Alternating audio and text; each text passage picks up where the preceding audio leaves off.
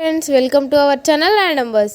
Big Boss season 8లో contestants అంతా చాలా వరకు గొడవపడుతున్నట్లు అనిపించినా అవన్నీ కేవలం నామినేషన్లో ఒక భాగమే. మిగిలిన టైంలో వారి మధ్య అప్పుడప్పుడు సరదా కబుర్లు కూడా సాగుతుంటాయి. ఇక ఇప్పటివరకు బిగ్ బాస్ 8లో సోనియా, పృథ్వీ, నిఖిల్ మధ్య ట్రయాంగిల్ లవ్ స్టోరీ నడుస్తుందని అనుకున్నారు ప్రేక్షకులు. కానీ వారిద్దరిని అన్నయ్యలు అంటూ రూట్ మార్చింది సోనియా.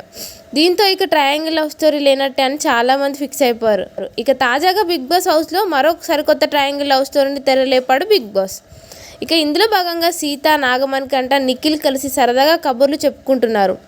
ఇక ఇందులో మణికంఠ, యష్మి మధ్య నామినేషన్లో చాలా గొడవ జరగడంతో దాని గురించి మాట్లాడడానికి నిఖిల్ వచ్చాడు. అప్పుడే ఫ్లట్ అనే పదం వచ్చింది.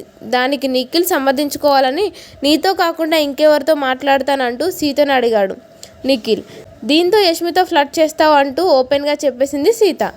ఇక దీనికి యష్మితో నేను అసలు సరిగ్గా మాట్లాడను, ఇక ఫ్లట్టింగ్ ఏం చేస్తానని తప్పించుకోవాలనుకున్నాడు నిఖిల్. కానీ హౌస్మేట్స్ అందరూ కలిసి ఈ విషయాన్ని వదలకుండా యష్మిని పిలిచి అడుగుదామని పట్టుబట్టారు. దీంతో యష్మి వచ్చి నిఖిల్ నన్ను కొట్టాడు, నేను తనను కొట్టానని చెప్పింది. ఇంకా తర్వాత సీత కోసం తప్ప నేను ఇంకెవరి కోసం పాడలేదు అని నిఖిల్ అన్నాడు.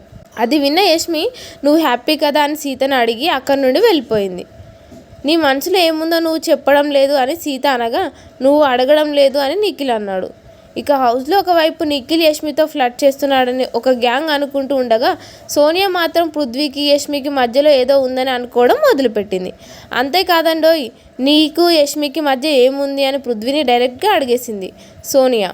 దీంతో ఎందుకలా అడుగుతున్నావని పృథ్వీ అనగా నీకు ఆమె అంటే ఇష్టం కదా అంటూ సోనియా అనడంతో పృథ్వీ సిగ్గుతో ఏం మాట్లాడకుండా సైలెంట్గా ఉండిపోయాడు. మరి ఈ ట్రయాంగిల్ లవ్ స్టోరీ మీకెలా అనిపించిందో కామెంట్ రూపంలో మాకు తెలియజేయండి.